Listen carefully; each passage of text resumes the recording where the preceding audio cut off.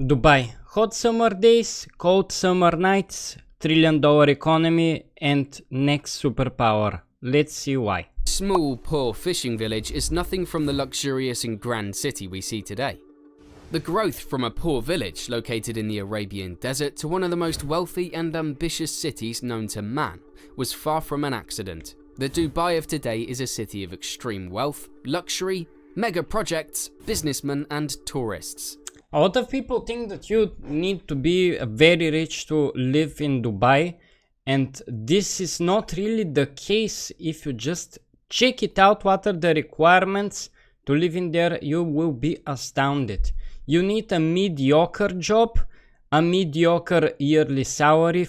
It's at least mediocre for people that live in the US and Great Britain, and that's about it. Most digital nomads live in Dubai for a reason.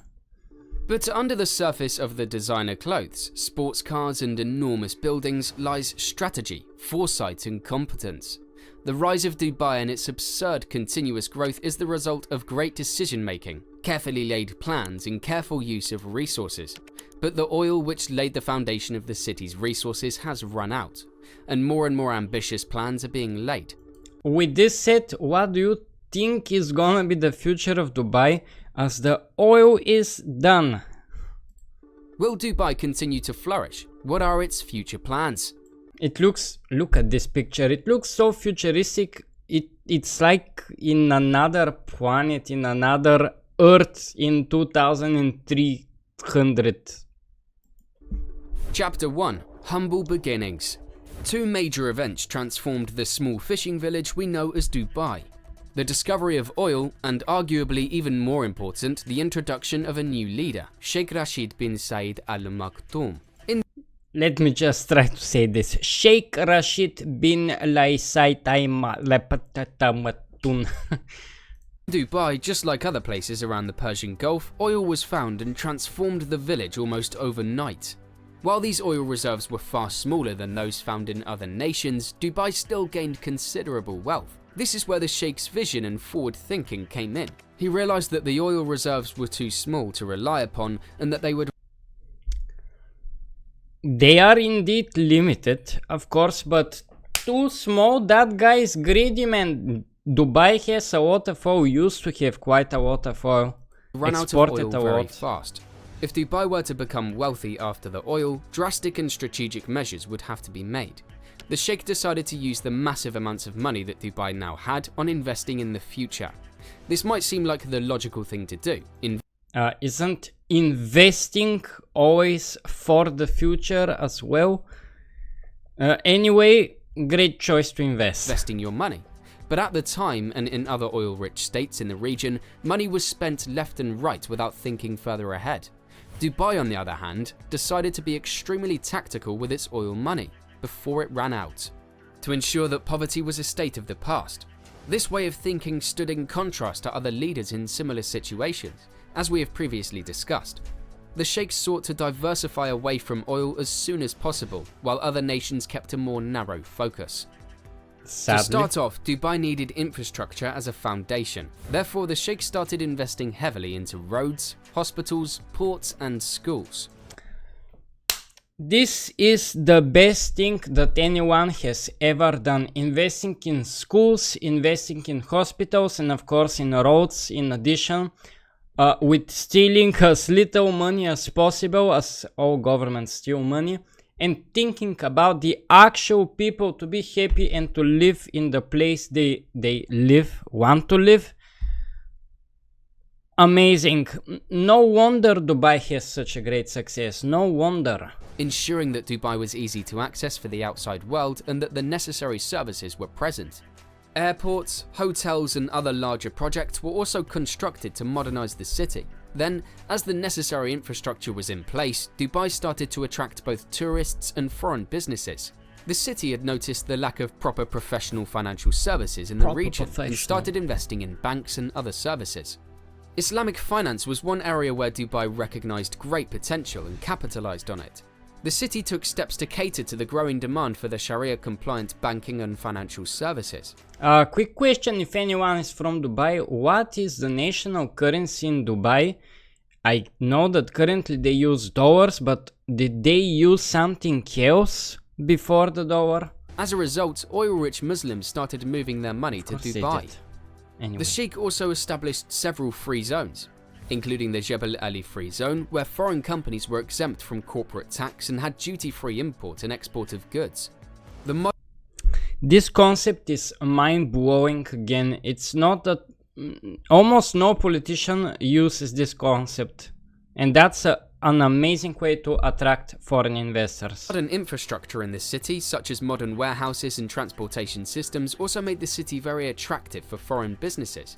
And with so many professional services in the city's backyard, there was no need to go anywhere else. As a result, the city exploded in popularity. Rich people and companies moved their money to Dubai, where there were favorable and predictable business regulations and all the high-level professional services they would need. In terms of tourism, Dubai was heavily marketing itself globally as a tourist paradise. High-class restaurants and hotels, large shopping malls and iconic and unique landmarks were all part of the Dubai experience. The Palm Jumeirah is an example of one such landmark and is an archipelago of artificially made islands. This is so beautiful. But I have to make a side note that Poland is also going in this exact way, and they will destroy the world economy and they will reap the benefits from all of their hard labor. Anyway, that was just a side note. I'm a Poland fanboy. The islands feature hotels and restaurants and were made strategically with tourists in mind. Sheikh Rashid bin Said Al Maktoum would also fund a small airline in his effort to diversify away from oil. This project would be absurdly successful, and is today one of the largest airline brands in the world, namely Emirates Airlines. The Sheikh knew that the Dubai visitors, both tourists and businessmen, were of the wealthy variety, so he doubled down on comfort above all else. Emirates introduced innovations like private suites in first class, lie flat beds in business class, and the latest in-flight entertainment systems in all classes. Service was also a massive priority, and Emirates became known for its excellent service. While the airline in itself became a massive success, which still is a great income source to this day, the comfort and class of the Emirates name also contributed to the reputation of Dubai. I've never been on a plane, but if I have to be honest, if it's gonna be such a dangerous ride, I know someone will say, yeah, airplanes are the safest type of transport. Probably they are. But if it's gonna be such a wild experience for me, at least the first time, I want to try out first class. First class or nothing. So comfort is important. And they know it. The airline also helped connect the city to cities across the world, boosting the already flourishing tourism sector and contributing to a larger clientele within finance. On the back of the success of Emirates, Dubai would set in motion its most lucrative plan yet, the transformation of its real estate sector. Doubling down on scope and luxury, Dubai has invested in more and more mega projects, all with strategic focus on either finance or tourism. I just really hope that those buildings are safe, or at least safer than America's buildings. The Burj Al Arab is one of the most recognizable and luxurious hotels in the world. And the Burj Khalifa, which is the world's tallest skyscraper, stands as one of the most iconic buildings of the modern era. Other projects include the Dubai Mall, which is among the world's most famous shopping centers. All of these mega projects continue to draw tourists and businesses to the city. Dubai achieved its success in constructing these mega projects by leveraging its last bit of oil money while using cheap labor from nations like India, Pakistan, Bangladesh, and the Philippines. Well, that's not very cool, but it's the way that all countries operate as well.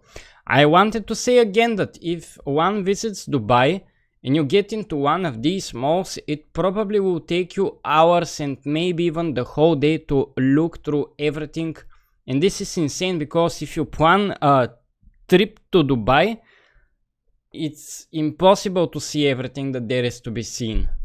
But where is the nature? With continuous constructions and other odd jobs in the city, Dubai has relied almost entirely on foreign workers to pick up the slack. This strategy has worked to great effect. Today, oil represents under 5% of the city's GDP and has been successfully diversified away from. Chapter 2. Continued growth. Looking onwards, Dubai continues to plan with ambition. The recent reveal of the D33, also called the Dubai 2033 Plan, aims to double the city's economy over the span of 10 years. Within the plan are 100 projects that aim to transform different aspects of the city's sectors. Leveraging the already strategic location and advanced infrastructure, the plan sees further investment into advanced technology and supporting its knowledge-based economy. To set itself apart from other cities, the D33 plan aims to become self-sufficient in manufacturing. It's amazing that the leader of this country is the same for so many years. People either like him or is it a dictature? I cannot say it properly in English. Anyway, Dubai is advancing. Manufacturing and other key industries. Within the plan lies a specific focus on Africa and South America as trade partners, aiming to add 400 cities to its trading network. Additionally, D33 aims to position Dubai among the top 3 tourist destinations in the world. Therefore, the tried and true strategy that helped make it the city it is today, building mega projects, is still a priority. Projects like the Dubai Creek Tower, which aims to become the world's tallest building, They already have the world's tallest building, so let's make a taller one. Overtaking Dubai's own Burj Khalifa are under construction. The Marsa Al Arab is another project aiming to create 2 man-made islands on each side of the Burj Al Arab, constructing a luxury resort, a theatre, a marine park and a plethora of other amenities with a focus on tourists. To cater to the growing environmental focus worldwide, Dubai aims to capitalize with the Agri-Hub by URB. This project aims to create a sustainable and environmentally friendly urban agricultural community. Fresh products from a sustainable local environment is the goal. Dubai. But somehow, if you ever watch Stargate, this reminds me of Stargate Universe to be precise. Dubai also aims to aggressively enter the urban tech sector with the Dubai Urban Tech District. Urban tech is an emerging sector, which focuses on improving cities for both people and businesses alike, which has been Dubai's goal the entire time. Namely, constructing the most business and tourism-friendly city in the world. The project is aimed to be the largest district serving urban tech in the world, and aims to attract innovative entrepreneurs and companies globally. With Dubai's business-friendly environment, including the low tax rates, its long list of high-end professional services I even forgot about the low tax rates. Most countries think that they will have money if they have high taxes. Here in Bulgaria, the tax rate is insane. Almost everything has a 20% tax. You have a 10% additional income tax, so it totals up to 30. If you get your paycheck from $1,000, you're gonna receive 700 out of those. 300 are gonna go for taxes. And apparently this is not the working way to collect money. Is expected to pay off significantly. This is all as the urban tech sector is expected to grow significantly in the coming decades. As for continued growth, Dubai is currently forecast to experience a 14% growth in its luxury housing market, showcasing the strength in its real estate market despite the uncertain global economy. Dubai is still expected to see biggest price growth in 2023, despite cooling. Oh well, in economical plan, I see Dubai advancing very further and they have bright future, but I do not know. I do not know much about Dubai. What do you think about the future of Dubai?